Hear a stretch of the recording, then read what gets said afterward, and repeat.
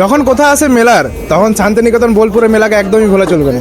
কারণ আমি আজ পর্যন্ত জীবনে অনেক জায়গায় মেলা দেখেছি, এমনকি মহাকুম্ভ মেলা পর্যন্ত দেখেছি, কিন্তু মহাকুম্ভ মেলাটা বিশাল একটা মেলা। আর এই যে শান্তিনিকেতন বোলপুরের একটা মেলা, আমি আমার বন্ধুর সাথে এসেছি। ভাই, তুই এর আগে কোনোদিন এত বড় মেলা দেখেছিস? আমি তো মহাকুম্ভও যাইনি। বিশ্বাস করো, মহাকুম্ভের পরে যদি স্থান বলে তো এই শান্তিনিকেতন বোলপুরের মেলা। তোমরা বাস একবার ভিউটা দেখো, কত যে লোক, মানে মানে পরিমাণ বলতে পারবো না আমি যে কত যে লোক এখানে। তুমি একবার বাস জাস্ট ভিউটা দেখো, লোকটা দেখো একবার, কত লোক, চারিদিকে শুধু লোকে লোকাময়। মানে তোমরা যদি এখানে একবার হারিয়ে যাও, তাহলে তোমাদেরকে খুঁজে পাওয়া মানে সে অসম্ভব ব্যাপারের মতো হয়ে যাবে। একটা ল্যান্ডমার্ক যদি না বলো, তাহলে কোন মতো খুঁজে পাবেন।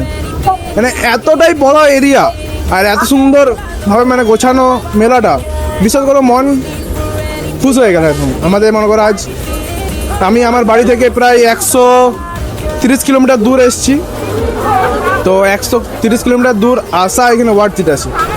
মানে মেলাটা এতটাই বড়, মানে তোমরা একদিনে গোটাটা মনে হয় ঘুরে কভার করতে পারবে না, এতটাই বড় মেলা।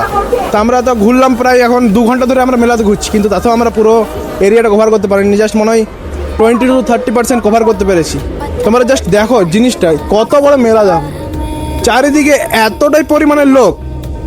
মানে তোমরা যদি হারিয়ে যাও, ফোন যদি তোমাদের কাছে না থাকে, তো একে অপরকে খুঁজে পাওয়া মুশকিল। তো যাই হোক, তোমরা যদি কোনোদিন শান্তিনিকেতন বোলপুরে মেলা এসছো, তাহলে সেটা আমাকে কমেন্ট করে বলবে। আর যদি আসোনি, তাহলে একবার জীবনে অন্তত এই মেলাটা আসবে। কারণ মেলা তোমরা বাড়ির সামনে অনেক রকম মেলা দেখতে পাবে, কিন্তু এইরকম মেলা দেখতে পাবে না। 1 কুম্ভ মেলা আর 2 এই বোলপুর শান্তিনিকেতনের মেলা, দারুণ মেলা।